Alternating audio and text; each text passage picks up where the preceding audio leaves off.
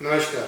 Health की बात यथार्थ के साथ में मैं डॉक्टर सौम्य मित्तल, सीनियर कंसल्टेंट न्यूरोलॉजिस्ट आपसे आज बात करूंगा। तो स्प्रिंग है, स्प्रिंग में जो हमारी न्यूरोलॉजिकल प्रॉब्लम्स होती हैं, जो डिजीज़ होती हैं वो बढ़ती हैं, तो वो कैसे हमें कौन कौन सी बढ़ती हैं और कैसे हम उसको कंट्रोल कर सकते हैं और ऐसे क्या चीज़ें हम कर सकते हैं जिसकी वजह से जिसके चलते ये सारी डिजीज़ आपको उतना परेशान ना करें। सन का एक्सपोजर है, जो लाइट का एक्सपोजर है, जो गर्मी है, वो एक वापस से बढ़ना चालू होती है।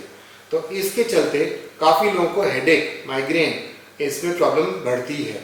तो ऐसे लोगों को हमेशा हेडेक की समस्या इस सीज़न में परेशान ज़्यादा करती है।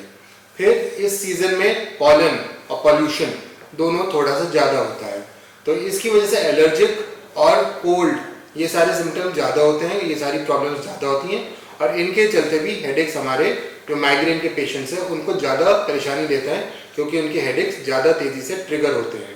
तो ऐसे सिचुएशन में हम लोगों को ध्यान रखना है कि हम अपने धूप से एक्सपोजर का और गर्मी के एक्सपोजर का ध्यान रखें, अपने आप को कंफर्टेबल रखें।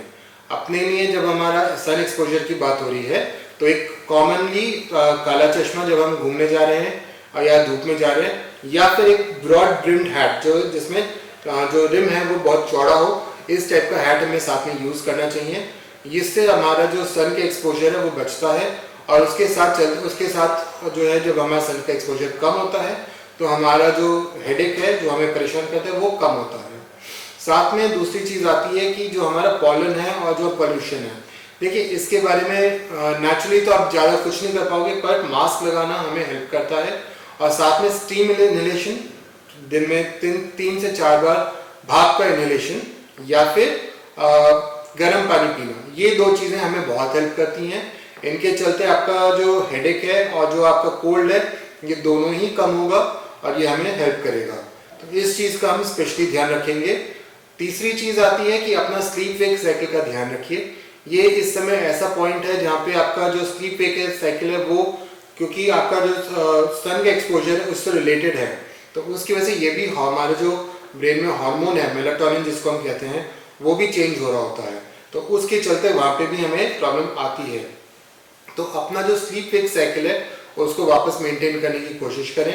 जो हमारा सन का एक्सपोजर है और जो हमारा नाइट का स्लीपिंग पैटर्न है, टाइम है, उसको हम जो स्लीपिंग आवर्स हैं उसको हम मॉड्यूलेट करेंगे, उसको हम कंट्रोल करेंगे। विंटर्स में अंधेरा ज़्यादा होता है, ज़्यादा देर होता है, तो उसकी वजह से हमारा जो मेलाटोनिन का सेक्रीशन है सन के एक्सपोजर के साथ आता है, वो थोड़ा चेंज होता है जब हमारा स्प्रिंग और समर्स चालू होता है।